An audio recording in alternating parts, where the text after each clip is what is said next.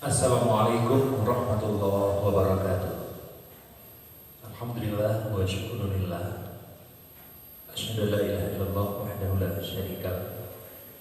Wa asyhadu anna Muhammadan abduhu wa rasuluh sallallahu alaihi wasallam. Saudara-saudara kaum muslimin rahimakumullah. Kita sering mendapat suguhan bahwa ibadah yang kita lakukan sesungguhnya ditentukan olehnya. Maka pada kesempatan hari ini kita akan sedikit merefresh kembali tentang niat itu sendiri. Kita sangat paham dengan hadis dari Umar bin Khattab pernah meriwayatkan hadis bahwa innamal a'malu binniyat, sesungguhnya amal itu ditentukan oleh niat. Menurut kaidah surti, kata-kata innama adalah sesuatu yang memberikan batas dan menentukan terhadap kualitas dari suatu amal ibadah. Maka oleh karenanya, kalau kita ingin mengalih bahasa ke dalam bahasa kita, bisa kita terjemahkan menjadi ibadah itu berhasil atau tidaknya, bernilai atau tidaknya, tergantung kepada niatnya. Kalau niat itu kita bagi lagi, apakah niat itu persoalan lahir atau persoalan batin? Karena masyarakat kita sering menganggap bahwa niat itu kalau di dalam sholat adalah usollinya, kalau di dalam untuk nawaitul wudu'ahnya.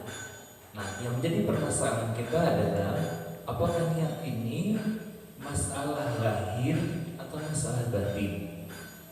Menurut Ibnu Hajar, niat menurut beliau itu adalah persoalan hati.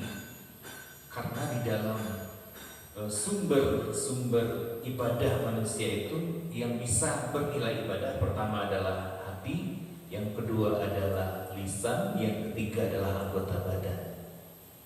Nah, di dalam hal ini, kalau kita menganggap niat itu perlu dilafazkan, maka sehabis dilafazkan apakah tidak punya efek? Nah, sesungguhnya niat ini bukan hanya pada starter, tetapi niat itu akan mengiring kepada hasil dari suatu perbuatan.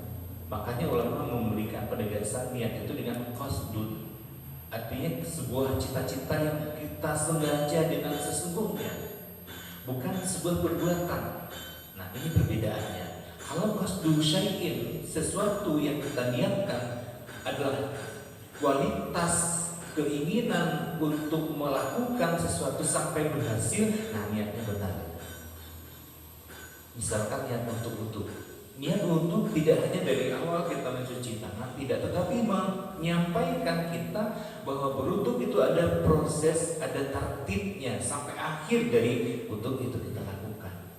Nah, ketika ia sampai kepada yang kedua, yang pertama itu innamal a'malu binniyat, yang keduanya adalah wa innamal likulli imrin ma nawa. Artinya hasil dari sebuah perbuatan itu ditentukan, kualitasnya ditentukan setelah ada proses yang kita lalui.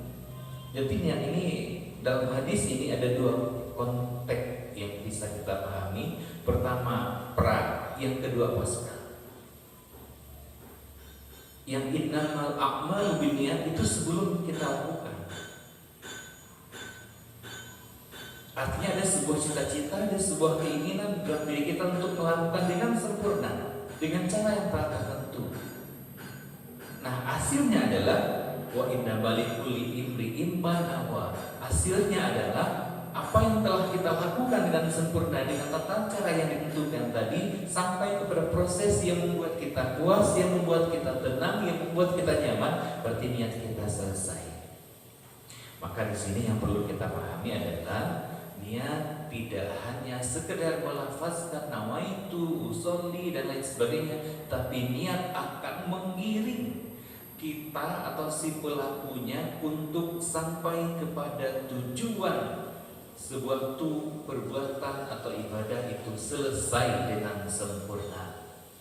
Maka sekali lagi, niat tidak hanya berada di awal, tetapi niat akan mengawal sampai perbuatan kita selesai dengan sempurna.